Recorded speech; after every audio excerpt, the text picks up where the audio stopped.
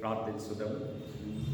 కృపా కనికరము కలిగిన మా గొప్ప దేవ, ఈ ఉదయకాల సమయంలో మమ్మల్ని సంఘముగా మీ దివ్య సన్నిధి సమకూర్చినందుకు మీకు వందనములు చెల్లించుచున్నాము.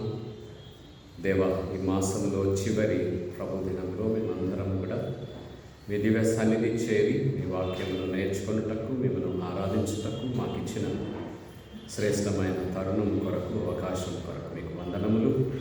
వాక్య ధ్యాన సమయమును మా కొరకు ఆశీర్వదించి అనుగ్రహించండి.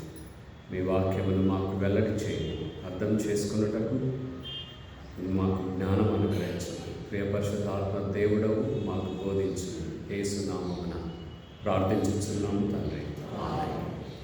క్రీస్తునందు ప్రియమైనటువంటి దేవుని సంగమ, ఈ ఉదయకాల సమయమున దక్షిణ ఇండియా మన క్రైస్తవ పంచాంగం మన ధ్యానం కొరకు ఏర్పాటు చేసినటువంటి అంశము గుడ్నెస్ ఆఫ్ క్రియేషన్. సృష్టిలో ఉన్నటువంటి మంచితనం సృష్టిలో అనే అంశమును మనం ధ్యానం చేయకోరబడ్డాము. సృష్టి గురించినటువంటి సిద్ధాంతాన్ని నేను ఇప్పటికి 2 ప్రసంగాలు చేసినట్టుగా నాకు గుర్తుంది. మరి మీరు ఎంత మటుకు వాటిని జ్ఞాపకంలో ఉంచుకున్నారో తెలియదు. ఏసీటీసీలో చదువుతున్నప్పుడు కాదు, పనిచేస్తున్నప్పుడు ఇంటర్ రిలీజియస్ డైలాగ్ ఒకటి అరేంజ్ చేశారు. అన్ని మతముల వారిని పిలిచి సృష్టి గురించినటువంటి వారి మతములలో ఉన్న ఆలోచనలని పంచుకొనమని మత పెద్దలను ఆహ్వానించారు. అన్ని మత పెద్దలు కూడా సృష్టి గురించి మాట్లాడుతూ దేవుడు సృష్టిని చేశాడు, మానవులను సృష్టిలో ప్రాముఖ్యమైన వారినిగా చేశాడు. ముస్లిమ్స్ మాట్లాడుతూ సృష్టిలో ఉన్నటువంటి వాటిని అన్నిటినీ కూడా మనం భుజించడం కొరకు, ఆహారంగా వాడుకోవడం కొరకు దేవుడు అంగీకరించి సృష్టించాడు. జైనిజం, బుద్ధిజం వారు మాట్లాడుతూ జీవహింస చేయొద్దు, ప్రాణాలు నాశనం చేయకూడదు, మేము కీటకాలను చంపడం కూడా పాపముగా భావిస్తాము, మేము అందుకొరకే ముక్కుకు మాస్క్ కోవిడ్ వల్ల కాదు, ఎప్పటి నుండో కట్టుకుంటున్నాము, నడిచేటప్పుడు కూడా జాగ్రత్తగా నడుస్తాము, మా కింద చీమలు చనిపోకూడదని, మేము శాకాహారులు అని వారు చెప్పారు. దేవుని ప్రియమైనటువంటి వారులారా, సృష్టి చర్యలు, క్రియేషన్ నరేటివ్స్ ఆదికాండం మొదటి 2 అధ్యాయాలలో మనకు కనిపిస్తాయి. మనము వివాహ ప్రసంగాలలో నేను ఈ సంగతులను మాట్లాడుతూ ఉంటాను. సృష్టి చర్యలను గురించినటువంటి సంగతులు ఆదికాండంలో మనం గమనించినప్పుడు మెసొపొటేమియా అనే ఏన్షియంట్ నియర్ ఈస్ట్ దేశ ప్రాధాన్యత, వారి ఇన్ఫ్లుయెన్స్ ఆదికాండం రచన చేసినటువంటి గ్రంథకర్తల పైన ఉన్నట్టుగా వ్యాఖ్యానం చెబుతుంది. వీరి అవగాహనలో ఆకాశంలో నీళ్లున్నాయి, భూమి క్రింద నీళ్లున్నాయి. ఈ రెండింటి మధ్య దేవుడు ఫర్మమెంట్, పునాదులు వేశాడు. ఆ పునాదులు వేసి భూమిని ఆయన కలగచేశాడు. ఆ భూమిని పైనున్న నీళ్లు, కిందున్న నీళ్లు ఆటంకము చేయకుండా వాటిని దేవుడు ఆపివేశాడు. ఇది వారి అవగాహన. తరువాత 2వ అవగాహన ఏంటంటే, సృష్టికి ప్రారంభమే 2 ప్రభావాలు ఉన్నాయి. Lesser god, higher god, or lesser gods, higher gods. తక్కువ శక్తి కలిగిన దేవుళ్ళు, ఎక్కువ శక్తి కలిగినటువంటి దేవుళ్ళు. వీరిద్దరి మధ్య పోరాటం జరిగింది. There was a conflict between lesser and higher gods. ఈ కాన్ఫ్లిక్ట్తో దేవుడు లెస్సర్ గాడ్స్ అందరినీ బయటికి పంపించి ఆ స్థానము నింపడం కొరకు మానవులను సృజించారు. Human beings are slaves to God. ఇది మెసొపొటేమియా వారి సృష్టి కథనాలలో వారు విశ్వసించే బోధించే సిద్ధాంతం. మనము పాత నిబంధనకు వచ్చినట్లయితే ఈ థీమ్స్ మనకి సృష్టి కథనాలలో కూడా అక్కడక్కడ కనిపిస్తాయి. ఈ ఆదికాండం 2 అధ్యాయాల్లో కూడా మీరు గమనించినట్లయితే దేవుడు 8 క్రియేటివ్ చర్యలు చేశాడు. 8 క్రియేటివ్ యాక్ట్స్, 8 సృష్టి చర్యలను దేవుడు చేశాడు. తత్ బెరిషిత్ అనే హీబ్రూ మాట దానికి వాడారు. తత్ బెరిషిత్ అనే మాట దానికి వాడారు. ఆ పిదప దేవుడు 6 డివైన్ కమాండ్స్ ఇచ్చాడు. దేవుడు 6 ఆజ్ఞలు ఇచ్చాడు. శూన్యం ఉన్నది, చీకటి ఉన్నది, ఖయాస్ ఉన్నది. అక్కడ దేవుడు 6 ఆజ్ఞలతో ఒక క్రమము కలిగినటువంటి సృష్టి ఉనికిలోనికి వచ్చింది. ఈ 6 ఆజ్ఞలని 6 రోజులు ఇచ్చాడు. ఇది మనకు కనిపించేది. Let there be, God made, created అనే ఇంగ్లీష్ పదాలు మనకు కనిపిస్తాయి. దేవుడు మానవాళిని సృష్టిని రూపకల్పన చేస్తూ ఉన్నప్పుడు అక్కడ వాడిన టర్మినాలజీ, కుమ్మరివాడు నేల మంటిని తీసుకొని బురద చేసి తన స్వహస్తాలతో తన బుర్రలో ఉన్నటువంటి పదార్థాన్ని, వస్తువుని ఆయన బయటికి కనిపించే రీతిగా ఎలా హస్తాలతో రూపకల్పన చేశాడో, God also created the whole universe in this manner అనే భావన మనకు కనిపిస్తుంది. మొదటి రోజు దేవుడు వెలుగు కలుగుగాక, రాత్రి పగలు దేవుడు రూపకల్పన చేశాడు. రెండవ దినమున పైనున్న నీళ్ళని కిందున్న నీళ్ళని దేవుడు వేరు చేశాడు. మూడవ దినమున డ్రై ల్యాండ్, ఎర్త్, సముద్రములు, బయటికి వెళ్ళండి, సముద్రములు, నదులు, ఆరిన నేల దేవుడు మూడవ దినమున చేశాడు. అందులోనే మూడవ దినమున నేల మొలకెత్తుటకు వృక్షములను, గడ్డిని, ప్లాంట్స్ వాటిని కలిగించమని దేవుడు ఆజ్ఞాపించాడు. నాలుగవ దినమున లైట్స్ ఇన్ హెవెన్, సూర్యుడు, చంద్రుడు, నక్షత్రములు పగలను ఏలుటకు ఒకరిని, రాత్రి ఏలుటకు ఒకరిని దేవుడు కలుగుగాక అని ఆజ్ఞాపించినప్పుడు అవి కలిగాయి. ఐదవ దినమున దేవుడు చేపలని, పక్షులని కలుగుగాక అని ఆజ్ఞాపించాడు. ఆరవ దినం, చివరి దినం, దేవుడు భూమి మీద జంతువులను, ఆ పిదప మానవులను ఆయన రూపకల్పన చేశాడు. ఏడవ దినమున గాడ్ రెస్ట్, విశ్రాంతి దినము. ఆయన సన్నిధిలో అందరూ చేరి ఆరాధించమని ఆ దినమును దేవుడు ఆజ్ఞాపించాడు. ఇవి 6 దినములు దేవుడు చేసిన సృష్టి చర్యలను మనం చూడగలుగుతాం. Story of the nations, creation of the world అనే సబ్ టైటిల్స్ కింద ఈ సృష్టి కథనాలు మనకు కనిపిస్తాయి. ఈ సృష్టి కథనాలలో మరొక ప్రాముఖ్యమైన సంగతి ఏంటంటే 4 గ్రంథకర్తలు, 4 స్ట్రీమ్స్ ఆఫ్ స్కూల్స్ ఈ 5 పుస్తకాలను రాసినట్టుగా మనం చూస్తాం. యాహ్విస్టిక్, ఎలోహిం, వీరిరువురు కూడా చాలా ప్రాముఖ్యమైనటువంటి సృష్టి కథనాలని రచించారు. యాహ్విస్టిక్, ఎలోహిం అనే సోర్సెస్ నుండి సృష్టి కథనాలు మన కొరకు వ్రాయబడ్డాయి. తోహువా బోహు అనే మాట సృష్టి కథనాలలో మనకు కనిపిస్తుంది. తోహువా బోహు, God created the whole universe out of nothing, chaos. శూన్యములో నుండి చీకటి ఉన్నది. ఆ చీకటి ఉన్నటువంటి సందర్భంలో దేవుడు ఒక ఆర్డర్లీనెస్, ఫామ్లెస్ నుండి దేవుడు ఒక ఫామ్ని సృజించినట్టుగా మనకు కనిపిస్తుంది.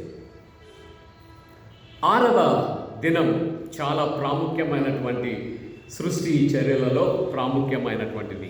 అందులో దేవుడు మానవులను రూపకల్పన చేశాడు. ఈ సృష్టి కథనాలలో ఒక సోర్స్లో మానవులను దేవుడు ఒకేసారి at once God created male female అని వ్రాశారు. రెండవ కథనంలో రెండవ సోర్స్లో దేవుడు మొదట ఆదామును కలగచేశాడు, ఆ పిదప హవ్వను కలగచేశాడు. ఈ విభిన్న కథనాలు మనకు పాత నిబంధనలో కనిపిస్తాయి. వాటికంటే ఇంకా ప్రాముఖ్యమైనటువంటిది, దేవుడు సృష్టినంతటిని కూడా చేసిన తర్వాత God said it's very beautiful, it is nice, మంచిది అని చేశాడు అని ఆయన భావించాడు. A holy God created the whole universe as a holy universe. సృష్టి అంతా కూడా పరిశుద్ధ దేవుని ఆలోచన నుండి హస్తముల నుండి వచ్చుటను బట్టి అది పవిత్రమైనది, అందమైనది, జీవము కలిగినది అనే సంగతిని సృష్టి మనకు బోధిస్తుంది. దేవుడు మానవులను సృజించిన తర్వాత subdue the earth, rule the earth అనే ఆజ్ఞనిచ్చాడు. సబ్డ్యూ అంటే స్వాధీనం చేసుకొను, పరిపాలించు. ఈ ఆజ్ఞని మానవుడు ప్రారంభము నుండి కూడా తప్పుగా అర్థం చేసుకున్నాడు. సృష్టిని నేను పరిపాలించవచ్చు, సృష్టిని నా స్వప్రయోజనముల కొరకు వాడుకొనవచ్చు, సృష్టిని నాకు ఇష్టమైన రీతిలో I can exploit the nature, the creation అన్న భావన మానవుడిలో కలిగింది. కానీ దేవుడికి చూస్తున్నటువంటి ఆజ్ఞలో ప్రాముఖ్యమైనది ఏంటంటే ఒకరిపైన ఒకరు ఆధారపడి జీవించాలి. సృష్టి మానవులపై ఆధారపడుట, మానవుడు సృష్టిపై ఆధారపడుట, ఒకరితో ఒకరు కలిసి సహజీవనం, కో ఎగ్జిస్టెన్స్, కోఆపరేషన్, కమ్యూనిటేరియన్ కాన్సెప్ట్, సామూహికముగా సామాజికముగా మనము సృష్టి కలిసి జీవించడం. సృష్టిలో మరొక ప్రాముఖ్యమైన భావం ఏం కనపడుతుందంటే సేక్రెడ్నెస్, పవిత్రత కనిపిస్తుంది. కమ్యూనిటేరియన్, ఒకరితో ఒకరు కలిసి జీవించుట, ఒకరి ఉనికి కొరకు మరొకరి పైన ఆధారపడుట. కానీ ఇన్ రియాలిటీ మనం గమనించినట్లయితే సృష్టి మానవుడు లేకుండా కూడా తన ఉనికిని కొనసాగించగలదు. Creation can exist without the help of human beings, whereas human being cannot exist without creation. మానవుడు సృష్టి లేకుండా తన ఉనికిని కొనసాగించుట అసాధ్యము. కానీ సృష్టి మానవుడు లేకుండా తన ఉనికిని కొనసాగించగలదు. మానవుడు ప్రవేశించని చోట్లు ప్రపంచంలో సస్యశ్యామలముగా ఉన్నాయి, పొల్యూషన్ రాకుండా ఉన్నాయి, ఫర్టైల్గా ఉన్నాయి. మానవుడు వెళ్తాడు అక్కడికి, నాశనాన్ని చేస్తాడు. ఇక్కడ సృష్టి సబ్డ్యూ ద ఎర్త్ భావన ఏంటంటే కలిసి మీరు ఒకరితో ఒకరు కోఎగ్జిస్ట్, జీవించమని దేవుడు కోరుతూ ఉన్నట్టుగా మనం గమనించగలుగుతాం. ఆ పిదప సృష్టి చర్యలలో మనము గమనించినట్లయితే దేవుని God's divine will, God's divine freedom, దేవుని ఈ సృష్టి వెనుక దేవుని అచంచలమైనటువంటి ప్రణాళిక, సంకల్పములు, ఉద్దేశములు మనకు కనిపిస్తాయి. దేవుని మాటలో సృజనాత్మక శక్తి ఉన్నది. God created the whole universe out of nothing. ఇది సృష్టి చర్యలో చాలా చాలా ప్రాముఖ్యమైనటువంటి అంశం. మానవులమైన మనము కూడా వస్తువులను తయారు చేస్తాము. అందుబాటులో ఉన్న ఒక పదార్థాన్ని తీసుకొని మరొక పదార్థంగా తయారు చేస్తాం. పంటలో పండుతున్నటువంటి కాటన్ తీసుకొని వస్త్రాలుగా వాటిని మనము నేస్తాము. టైలర్ వాటిని మనం ధరించే వస్త్రాలుగా కుట్టగలడు. కానీ దేవుడు లేని చోట పదార్థములను ఆయన కలుగ చేయగలడు. శూన్యములో నుండి దేవుడు సృష్టిని ఉనికిలోనికి తీసుకురాగలడు. Let there be earth, let there be sun, let there be moon. దేవుడు ఆజ్ఞాపించి ఉండగా ఆయన నోటి ఆజ్ఞ సృజనాత్మక శక్తిని కలిగినది. Nobody forced God to create the universe. దేవుడిలో ఉన్న సృజనాత్మక శక్తి ఆచరణలో మానవులకు కనిపించుట కొరకు ఉదాహరణగా దేవుడు సృష్టిని సృజించమని దేవుణ్ణి ఎవరు కూడా బలవంత పెట్టలేదు. It's a free will of God.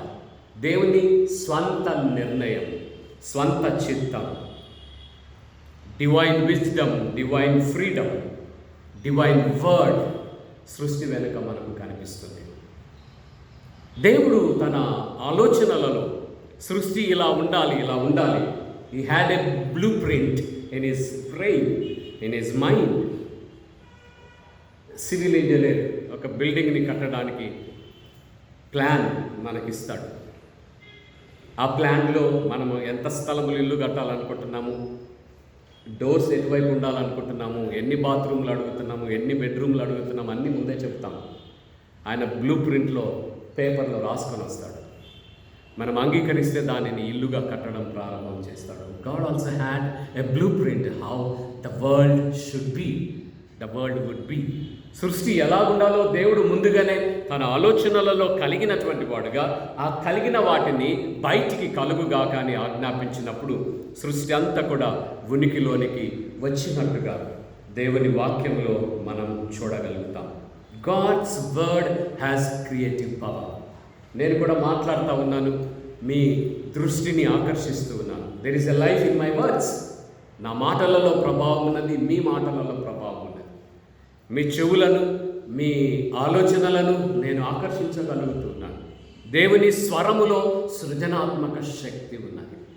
ఆ సృజనాత్మక శక్తి ద్వారా, తన స్వచిత్తము ద్వారా, తన సావరిన్ విల్ ద్వారా దేవుడు సృష్టిని అంతటిని కూడా ఉనికిలోనికి శూన్యములో నుండి కలగచేశాడు. మనమందరం చదివినాం సైన్స్లో డార్విన్ సిద్ధాంతం, Charles Darwin, origin of species. ఆయన చెప్పిన బోధ ఏంటంటే అణువు, పరమాణువు అది కాలము గడుచుచ్చు ఉండగా వృద్ధి చెంది అమీబా అయ్యింది, అమీబా నుండి కోతి వచ్చింది, కోతి నుండి తోకపోతే మానవుడు వచ్చినాడు. ఈ చిన్న అణువులో నుండి పరిణామము చెందుతూ చెందుతూ మానవుడు ఉనికిలోనికి వచ్చాడు. ఉనికిలోనికి వచ్చిన మానవుడు అపరిపక్వత స్థితిలో నుండి ఉద్భవించాడు. ఇది డార్విన్ సిద్ధాంతం. కానీ దేవుని సృష్టి సిద్ధాంతం, God at once created everything in perfect order. దేవుడు సృష్టిని అంతటిని కూడా సృజించాడు. అవన్నీ కూడా ఒకేసారి సంపూర్ణ స్థితిలో ఉండుటట్టుగా, అవి మరలా వృద్ధి చెంది మరొక స్వరూపంలోకి మారే అక్కర లేకుండా దేవుడు సృజించాడు అన్న సత్యాన్ని మనము గమనించాలి. ఈ శూన్యములో నుండి దేవుడు సృష్టించాడు అనే ఈ ప్రతిపాదన, ఈ సిద్ధాంతం 3 తప్పుడు బోధలకి వ్యతిరేకం. ఒకటి డ్యూయలిజం. మీకు యోహాను సువార్తను గమనించినట్లయితే, చదివితే ఆయన సువార్త అంతట్లో కూడా 2 ప్రభావాల గురించి మాట్లాడతాడు. చీకటి, వెలుగు, మరణము, జీవము, జ్ఞానము, అజ్ఞానం.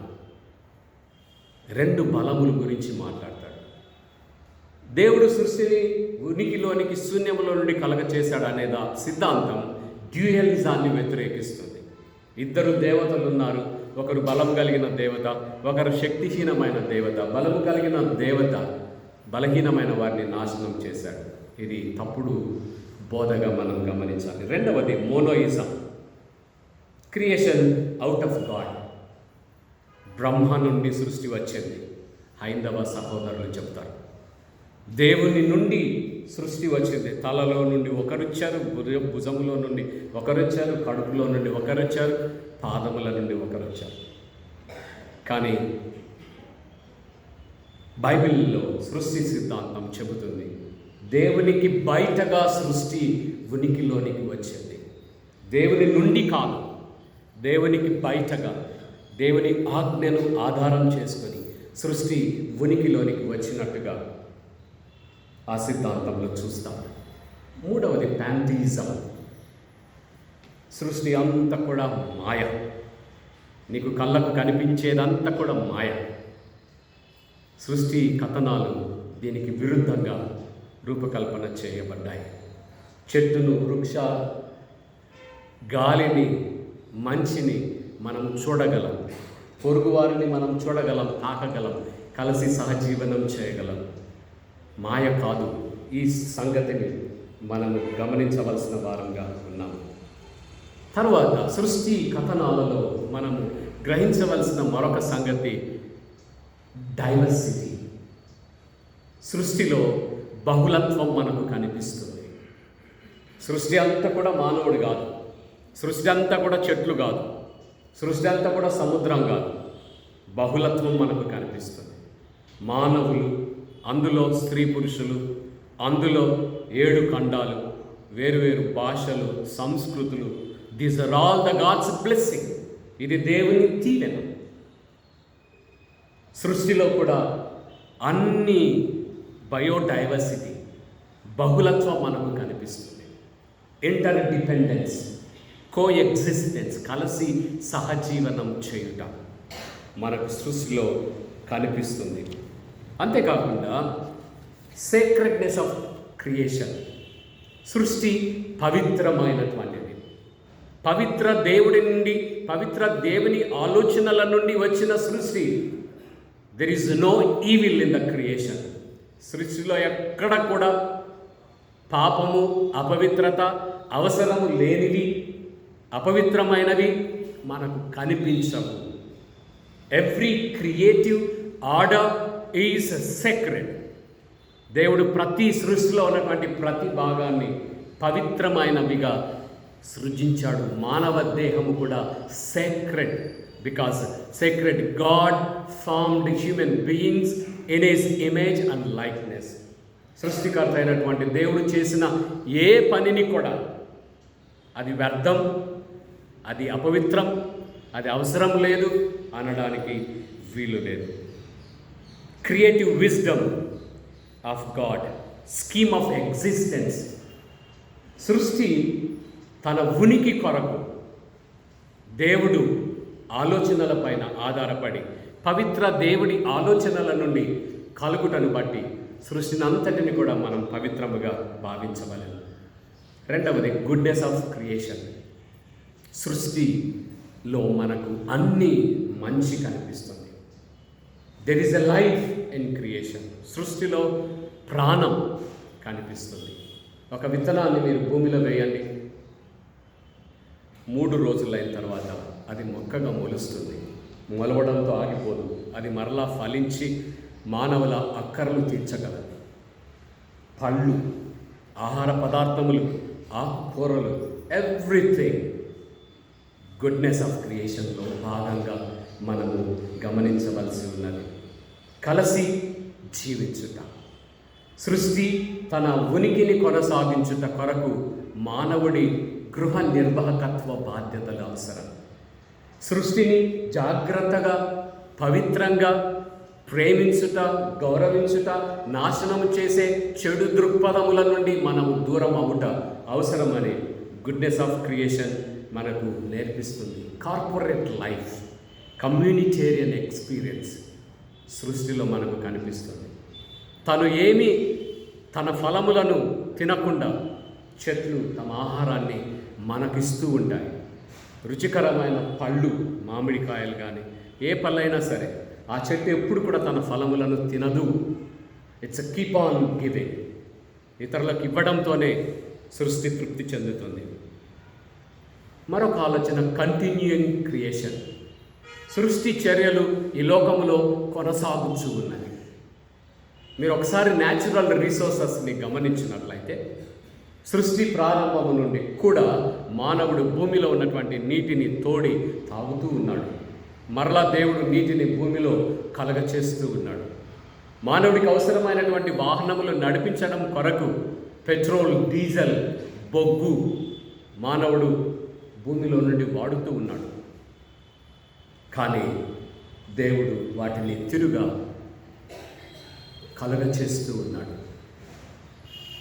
ఈ బొగ్గు గనులకి ఒకసారి వెళ్ళాము రామగుండం దగ్గర. దాదాపుగా మేము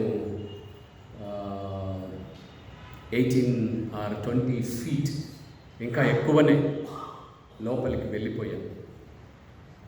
తవ్వుతూ వారు లోపలికి వెళ్తూ ఉన్నారు. ఇట్లా గోడలన్నీ కూడా బొగ్గు గోడలు, ఆల్ ద వాల్స్ బొగ్గులు, పెద్ద రాళ్ళు. మేము అడుగుతున్నాం వాళ్ళని, మీరు తవ్వుతూ ఉన్నారు అయిపోవా?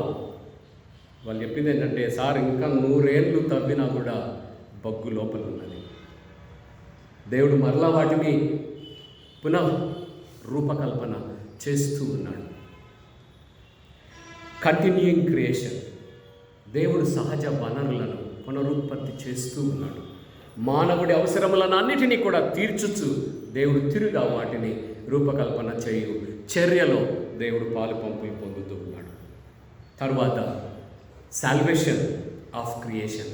సృష్టి మానవుడికి అవసరమైనటువంటి విమోచనని కలగచేయగలదు. మానవుడికి అవసరమైనటువంటి జీవమును ఇవ్వగలదు.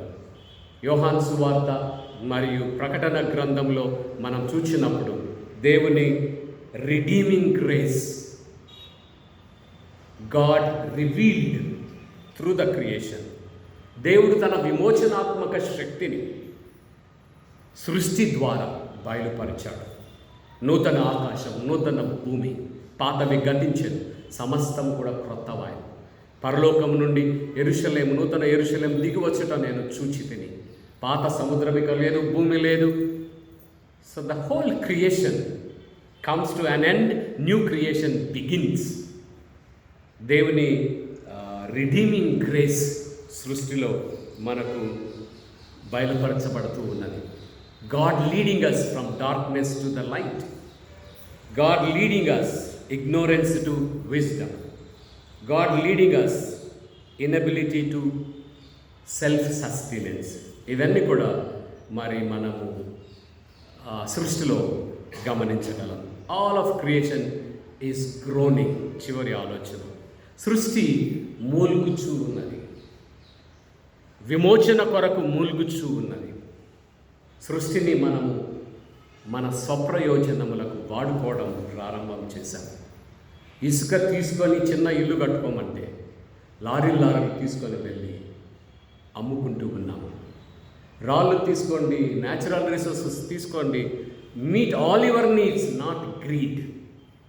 మీ ఆశలు అక్కర్లన్నీ తీర్చుకోనండి, కానీ మీ దురాశలు తీర్చుకోవడానికి సృష్టిని నాశనం చేయొద్దు అనేది సృష్టి మనకు నేర్పించచ్చు ఉన్నటువంటి పాఠం. ఓజోన్ లేయర్ డ్యామేజ్ అవ్వడం మనం చదువుతూ ఉన్నాం. సూర్యుని నుండి వచ్చే ప్రమాదకరమైన కిరణములను ఆపివేసే ఓజోన్ పొర, మనం వాడే కెమికల్స్, పొగ, ఎస్పెషలీ ఏరోప్లేన్ వదిలిపెట్టే పొగ వలన ఓజోన్ పొరకు రంధ్రాలు పడుతూ ఉన్నాయి. ఉత్తర దక్షిణ ధ్రువములలో ఉన్నటువంటి మంచు కొండలు కరిగిపోతూ ఉన్నాయి. సముద్రము పెరుగుతూ ఉన్నది, ముందుకు వస్తూ ఉన్నది. మీకు అందరికీ గుర్తుంటుంది, పోయిన సంవత్సరం అందరం కూడా 7 నెలలు ఇంట్లో కూర్చొని ఉన్నాం. ఎవ్వరు బయటికి వెళ్ళలేదు, ఒక్క వాహనం బయటికి వెళ్ళలేదు, పొగ లేదు, పెట్రోల్ లేదు. ఎంత వర్షాలు పడ్డాయో మీకు అందరికీ తెలుసు. ఈ వర్షాలన్నీ లేకపోవడానికి కారణం మానవులమైన మనమే. సృష్టిని లూటింగ్ ద క్రియేషన్, నాశనమును కలగచేసే వారంగా ఉన్నాం. కీటకాలు, పక్షులు, రాక్షస బల్లులు అవి నశించిపోయే జాతులుగా ప్రమాద స్థితిలో ఉన్నాయి. మనం వాడే సెల్ ఫోన్, తేనెటీగలు తమ గూటికి రాలేని పరిస్థితులు, పిచ్చుకలు నివసించడానికి వీలు లేని పరిస్థితులు. మా పిల్లలు పిచ్చుకలు ఎప్పుడు చూడడం లేదు. ఎక్కడో ఒక చోట కనిపిస్తే ఇవి పిచ్చుకలు, మా చిన్నప్పుడు ఇవన్నీ మా దగ్గరే ఉన్నాయని చెప్తాము. Just because of human greed ఇవన్నీ కూడా మనం కోల్పోతూ ఉన్నాం. డిఫారెస్టేషన్, అడవులను నరికివేయడం. బెంగళూరు నుండి హైదరాబాద్కి హైవే వేశారు. మేము వింటున్నది ఏంటంటే లక్షల చెట్లు కొట్టేశారు. ఆ లక్షల చెట్లు కొట్టేయడాన్ని బట్టి వాతావరణంలో ఎంత ప్రమాదం మనం కలగచేశాం. రోడ్డు అవసరమే, హైదరాబాద్ నుండి బెంగళూరుకి 5 గంటలలో చేరటం అవసరమే. Not at the cost of spoiling our creation. లక్షల చెట్లు కొట్టినప్పుడు లక్షల చెట్లు మనం నాటవలసినటువంటి అవసరత. కాంక్రిటైజేషన్, భూమినంతటిని కూడా సిమెంటుతో వేసేసాము. భూమిలో పడిన వర్షపు నీరు కూడా లోపలికి వెళ్ళడానికి వీలు లేని పరిస్థితులు. వెస్టర్నైజేషన్, మోడర్నైజేషన్, గ్లోబలైజేషన్, ఇవన్నీ కూడా మానవుడు టెక్నాలజీలో నేను వృద్ధి చెందుతూ ఉన్నాను. నా జీవితాన్ని సౌకర్యవంతంగా చేసుకుంటూ ఉన్నాను. ఉదయం నా ఇండియాలో బ్రేక్ఫాస్ట్ చేస్తాడు, రాత్రి భోజనానికి కొరియాకో చైనాకో వెళ్ళిపోవచ్చు. Globe became a small ball because of human technology. ఇవి మానవుడు సౌకర్యవంతంగా జీవించుటకు అవసరమే, not at the cost of spoiling సృష్టి. ఇవి సృష్టి సిద్ధాంతంలో ఈ ఉదయకాలంలో మనం నేర్చుకోవాల్సినటువంటి అతి ప్రాముఖ్యమైనటువంటి సిద్ధాంతం. దేవుడు మన వినికిడిలో ఈ ఆలోచనలని దీవించును గాక. ప్రార్థన. కృపగల మా పరలోకపు దేవా, మీ పరిశుద్ధ